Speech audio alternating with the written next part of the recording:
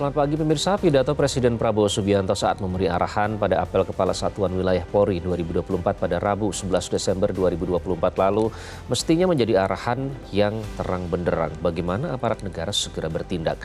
Ketika itu Presiden menginstruksikan para perwira menengah dan perwira tinggi Polri agar segera menutup semua celah kebocoran keuangan negara, utamanya dalam tindakan penyelundupan, korupsi dan peredaran narkoba. Semakin menarik jika instruksi Presiden itu dipadankan dengan pertanyaan, bukankah itu sudah jadi tugas sehari-hari seorang polisi? Ada apa dengan Korps Bayangkara sampai Presiden mesti mengeluarkan instruksi secara lisan? Inilah editorial Media Indonesia edisi Sabtu 14 Desember 2024 dengan tema mengakhiri celah kebocoran. Bersama saya Iqbal Himawan.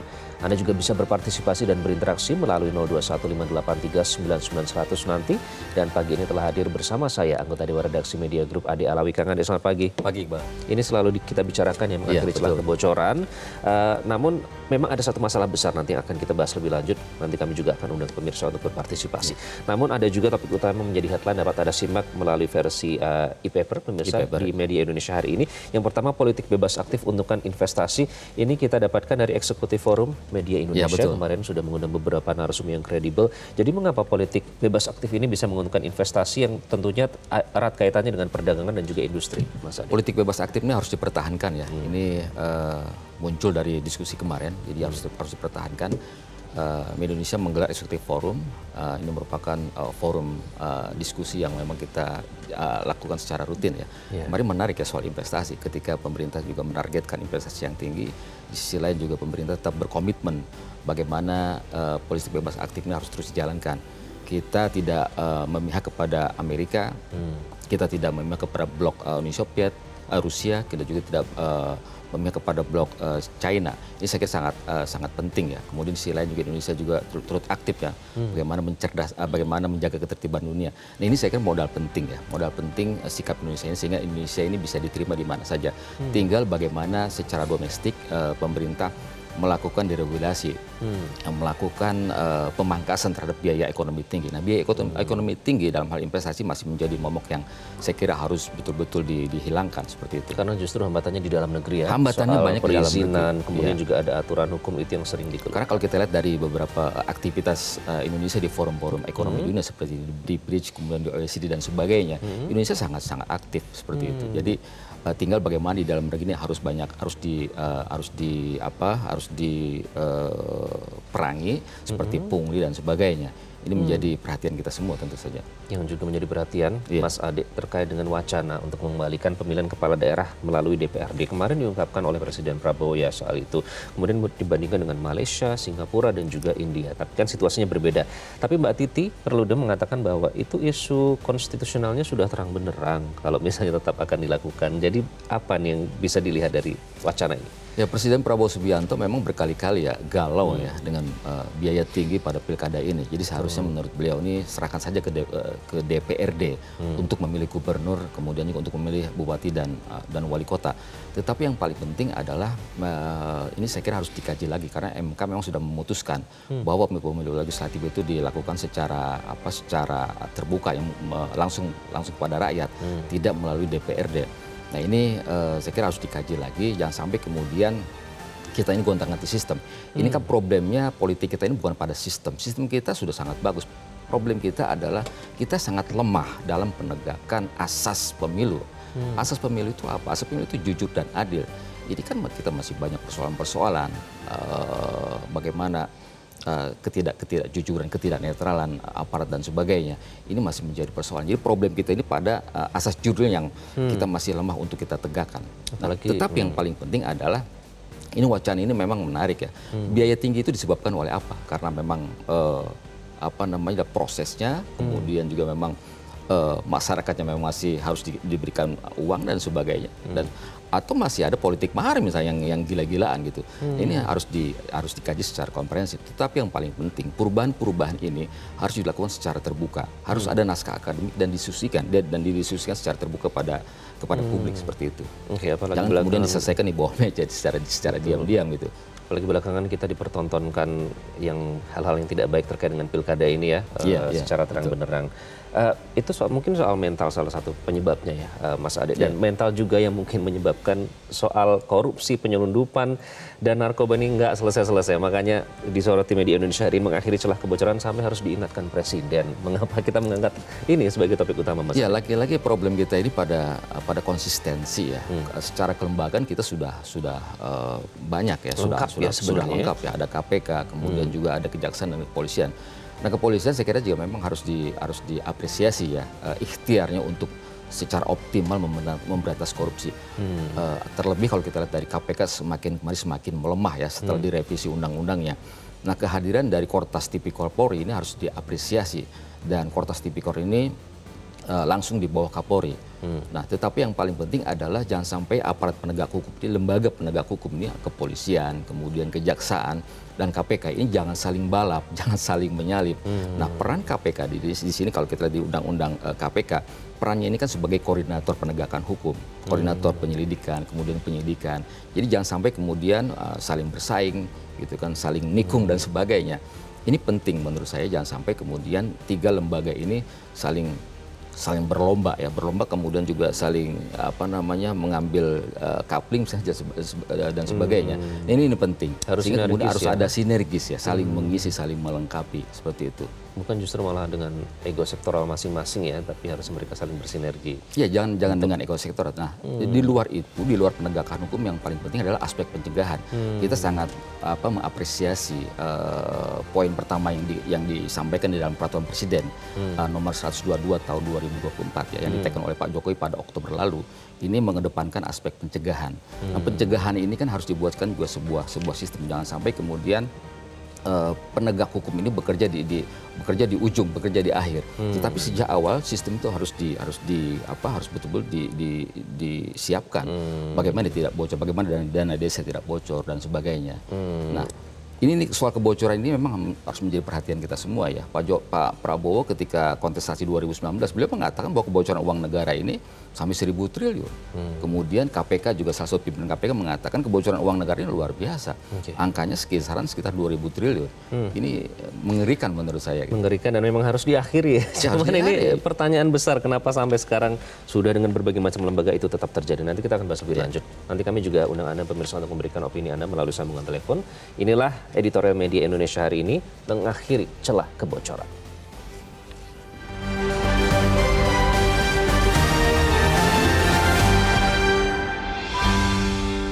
Mengakhiri celah kebocoran.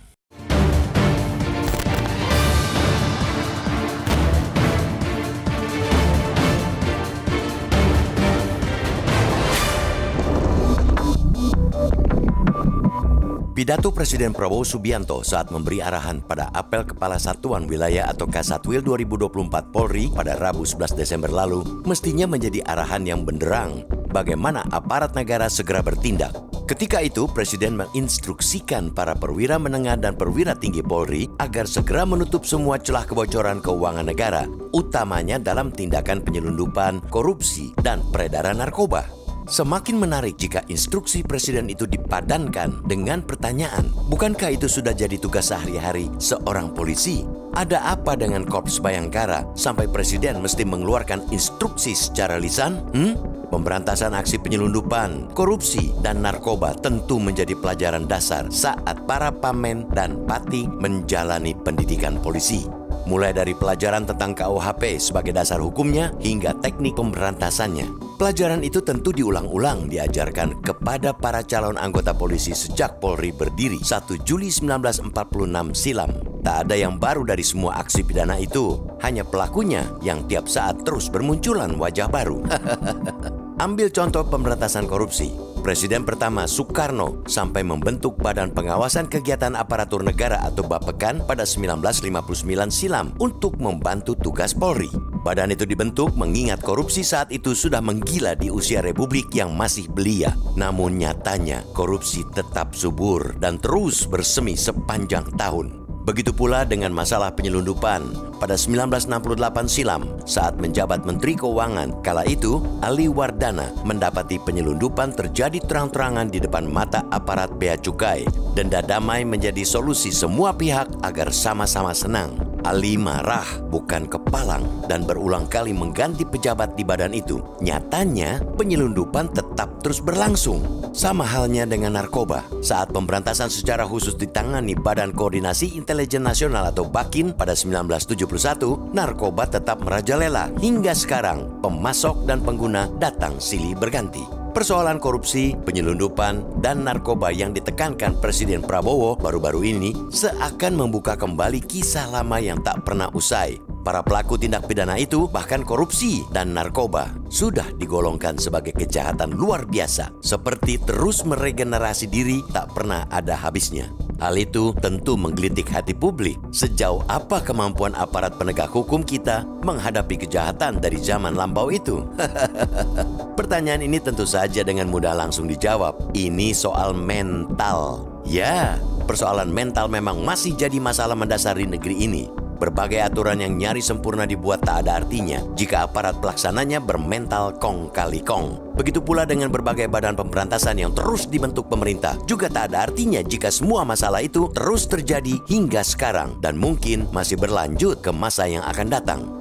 Terakhir, Presiden Jokowi menerbitkan Perpres nomor 122/2024 untuk mendirikan Korps Pemberantasan Tindak Pidana Korupsi atau Kortas Tipikor Polri.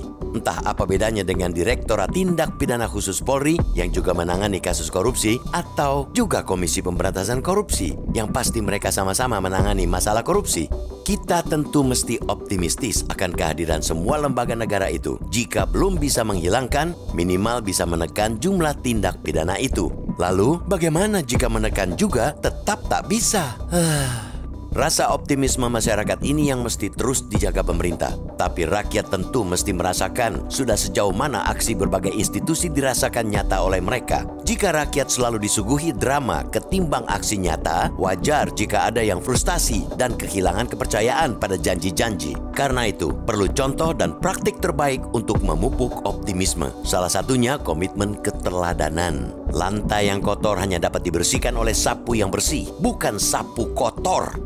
Pidato kepala negara ialah perintah penting dan clear agar kebocoran yang menjadi kisah klasik segala rezim bisa diakhiri saat ini.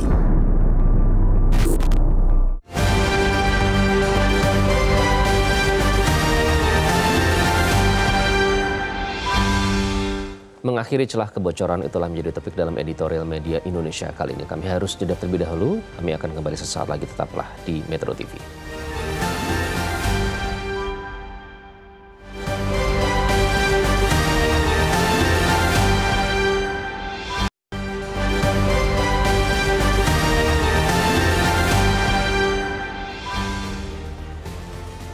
Anda kembali di editorial media Indonesia. Pemirsa, mengakhiri celah kebocoran itulah topik kita pada pagi hari ini. Mas Ade, ternyata itu kan sebenarnya sudah ada beberapa lembaga dan bahkan kalau kita flashback secara historis tahun 1959 ada Bappekan, 1968 ada penggantian pejabat dan juga termasuk BAKIN, pembentukan Badan Koordinasi Intelijen Nasional sejak 1971.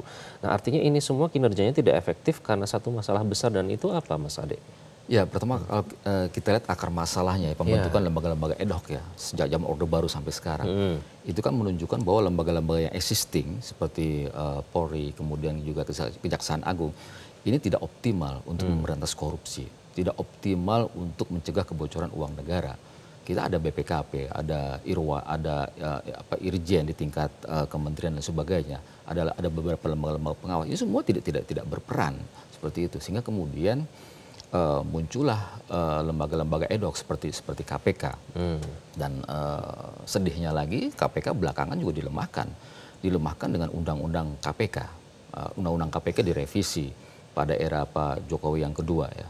Kemudian selain itu pula dilemahkan juga secara personilnya. Beberapa pimpinan KPK yang terpilih itu orang-orang yang bermasalah, orang-orang yang pernah melanggar etik, tapi kemudian diloloskan oleh pansel. Sehingga kemudian ketika menjabat sebagai pimpinan KPK, ya perjalanan KPK terseok-seok. kemudian juga kesan masih ada tebang pilih dalam pemberantasan korupsi di Indonesia juga ini problem yang saya kira sangat serius sekali. Kita sebagai negara hukum Restat, prinsip equality before the law ini tidak berjalan dengan optimal. Nah oleh karena itu menurut saya Presiden Prabowo Subianto ketika kemarin menegaskan bahwa memerintahkan kepada Polri untuk mencegah kebocoran, memang seharusnya Presiden itu selalu mengumandangkan ini, selalu menginstruksikan, selalu mengingatkan kepada aparatur di bawahnya untuk betul-betul bekerja. Bagaimana Indonesia ini menjadi negara maju, bagaimana Indonesia ini tidak keropos karena korupsi. Ini kan problem kita ini kan sekarang kita tidak konsisten seperti itu. Masih ada bagaimana pagar makan tanaman dan sebagainya seperti itu. Ini problem ini juga harus betul-betul Pak Prabowo harus menjadi panglima pemberantasan korupsi. Oke, apalagi sekarang banyak konflik internal yang terjadi yang seolah-olah tidak selesai, lebih banyak drama dibandingkan aksi nyata. Itu yang membuat trust issue kepada lembaga-lembaga ini ya Mas Adi ya. Kita akan coba tanya penelpon yang sudah bergabung dengan Editorial Media Indonesia, ada Pak John Veto. Selamat pagi Pak John. Selamat pagi. Ya, Mas Iqbal, selamat pagi, Mas Ade, salam sehat selalu. Ya. Salam sehat, silakan Pak. Bagaimana menyoroti soal kebocoran data ini Pak? Kebocoran anggaran maksud kami dan uang negara. Mohon maaf, kebocoran uang negara. Kebocoran ya gini. Jadi ada acara kemarin hari apa kalau tidak salah itu di hari Rabu ya di Magelang, di Akpol ya. Di acaranya itu dikumpulkan sama Presiden itu Kasatwil, Kepala Satuan Wilayah, berarti semua Kabul Jenderal, semua Polda, Polres dia. Jadi ini memang yang dihadapi oleh negara kita ini memang bertambah rumit permasalahan. Contoh ya, narkoba, itu korupsi, tambah lagi nih sekarang nih judi online. Tambah dan lagi kepolisian ini sebenarnya sinyal keras dari Presiden. Kenapa saya bilang sinyal keras? Karena polisi ini kan udah ada 3 fungsi. Ada pengayoman situ, pelindung, penegakan hukum. Jadi ini ditegaskan lagi oleh Presiden. Artinya Presiden ini ada yang kurang ada yang tidak matching gitu. Kita contoh aja lah narkoba lah ya. Narkoba ini kalau saya pelecehan narik korban banyak. Tidak terurai. Padahal kalau kita jujur di narkoba ini aja itu di Mabes Polri itu berapa? Ada bertabur di Bintang juga. Sampai ke Polda-Polda ada namanya Dir Narkoba. Sampai ke Polres namanya Sat Narkoba. Tambah lagi BNN. Ingat, kepala BNN setiap provinsi itu 1 bintang. Tapi narkoba tidak terurai-urai. Sekarang kita tidak aneh. Ya, ada penangkapan narkoba 1 ton. Tak aneh, biasa-biasa aja. Baik. Artinya apa? Ini memang ada pesan Presiden ini kepada mudah-mudahan ini sinyalnya disambut oleh petinggi Polri. Tambah lagi ke korupsi. Hari-hari kita disuguhi juga OTT ini itu. Jadi sama agak komplit. Artinya Presiden kita ini betul-betul berbenah. Ada lagi kata kuncinya gampang aja. Presiden kita ini kalau tidak ada ya copot aja. Ganti aja banyak kok. Gitu aja. Supaya ada efek jerahnya. Baik Pak John, terima kasih. Jadi instruksi Presiden, arahan itu harus bisa dieksekusi sampai bawah ya. Silakan Mas Adi menanggapi. Ya betul, saya kira soal konsistensi ya. Tidak matching katanya antara instruksi Presiden. Betul, jadi soal konsistensi ya, konsistensi lembaga penegak hukum, aparatur penegak hukum untuk menegakkan, untuk memberantas korupsi. Ingat bahwa korupsi ini adalah salah satu dari 3 kejahatan luar biasa, extraordinary crime ya. Pertama adalah korupsi, kemudian yang kedua adalah narkoba, ketiga adalah terorisme. Nah, penegakan hukum terhadap kejahatan yang luar biasa ini tidak bisa dilakukan secara biasa saja. Pertama ada 3 hal bagaimana kita menciptakan sesuatu yang luar biasa untuk memerangi korupsi. Pertama dari aparatur penegak hukum. APH-nya ini harus luar biasa, bukan orang yang kaleng-kaleng, bukan orang yang ece-ece. Bukan orang yang lemah integritasnya, jadi orang-orang terpilih. Kemudian yang kedua ada secara regulasi. Secara regulasi, pemberantasan korupsi Indonesia itu harus kuat, jangan dilemahkan. Terbukti KPK setelah adanya Dewas dan sebagainya, ini makin lemah seperti itu, makin birokratis seperti itu. Kemudian yang ketiga ada peralatan. Tim pemberantasan korupsi ini harus dilengkapi dengan peralatan yang canggih, bisa mendeteksi tersangka dan sebagainya, gitu. Sampai sekarang KPK tidak mampu itu. Sudah 5 tahun selesai periode kepemimpinan KPK yang sekarang tidak bisa ditangkap juga itu namanya Harun Masiku. Ada sekitar tiga buronan. Kemudian yang lain adalah cermin bahwa pemberantasan korupsi di Indonesia ini sangat lemah. Sampai hari ini mantan ketua KPK Firly Bahuri ini tidak ditangkap. Sementara yang lain yang nilainya lebih kecil, yang 100 juta, 200 juta masuk ke sel. Itulah yang menjadi Tapi presiden Firly sampai buruk sekarang ya. masih melenggang, masih asik main badminton. Itulah menjadi presiden buruk pemberantasan korupsi di Indonesia, serius atau tidak, berani atau tidak. Nanti kita akan bahas lebih lanjut, namun kami harus jeda terlebih dahulu. Pemirsa tetaplah bersama kami di Editorial Media Indonesia.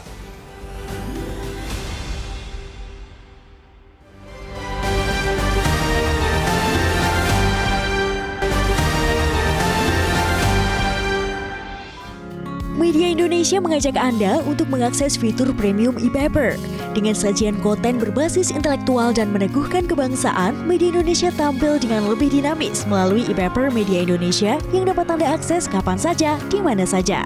Caranya mudah, download aplikasi Media Indonesia di Android atau ketik link epaper.mediaindonesia.com atau bisa scan QR code pada layar kaca Anda.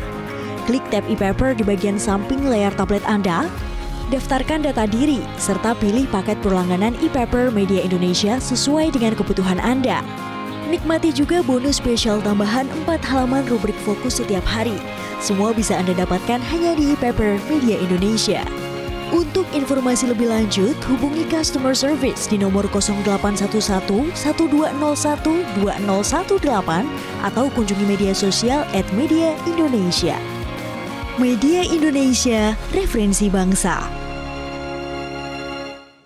Ya, Mas Ade, jadi bagaimana mengakhiri kisah klasik yang terus berulang dari segala rezim ini soal kebocoran? Ya, kita harus optimis ya. Kebocoran ini bagian dari korupsi yang luar biasa ya. Ada 3 hal yang menurut saya harus dilakukan. Pertama ada pencegahan. Pencegahan itu harus efektif ya. Bagaimana sistem keuangan, akuntabilitasnya dan sebagainya. Akuntabilitas laporan keuangan ini tidak semata-mata mengejar administrasi. Ketika ada laporan, ada stempel, ada kwitansi, kemudian selesai seperti itu. Harus mesti diinvestigasi ketika ada biaya yang tidak logis. Kemudian yang kedua dari aspek penegakan hukum. Penegakan hukum tidak boleh tebang pilih. Betul-betul prinsip kesamaan di depan hukum, prinsip negara hukum itu harus betul-betul dijalankan. Nah, yang ketiga ini sangat penting, budaya hukum.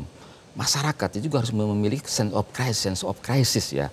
Masyarakat jangan menormalisasi pungli. Masyarakat kita ini kan terlalu baik. Ada ketika membuat SKCK sudah ditulis di situ jangan memberikan uang kepada petugas.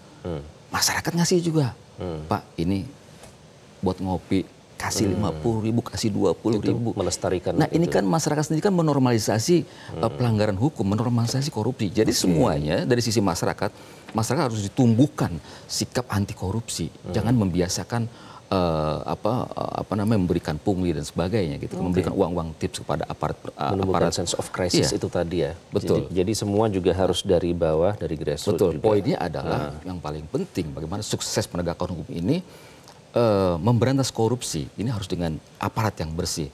Membersihkan lantai yang kotor harus dengan sapu yang bersih. Tidak bisa dengan sapu yang kotor. Mas Ade, kita tidak bosan-bosan ya selalu mengingatkan, kita bantu Presiden juga untuk selalu mengingatkan lembaga yang ada di negeri ini untuk mengakhiri kisah klasik korupsi yang terus terjadi. Terima kasih Mas Ade. Sama-sama. Salam anti korupsi. Salam anti korupsi. Dan pemirsa, rasa optimisme masyarakat ini yang mesti terus dijaga pemerintah, tapi rakyat tentu mesti merasakan sudah sejauh mana aksi berbagai institusi ini dirasakan nyata oleh mereka. Jika rakyat selalu disuguhi drama ketimbang aksi nyata, wajar jika ada yang frustrasi dan kehilangan kepercayaan pada janji-janji. Karena itu perlu contoh dan praktek terbaik untuk memupuk optimisme, salah satunya komitmen keteladanan. Pidato kepala negara ialah perintah penting dan agar kebocoran yang menjadi kisah klasik segala rezim ini bisa diakhiri saat ini. Terima kasih Anda sudah menyaksikan Editorial Media Indonesia. Saya Iqbal Imawan. Terima kasih, sampai jumpa dan selalu jaga kesehatan Anda.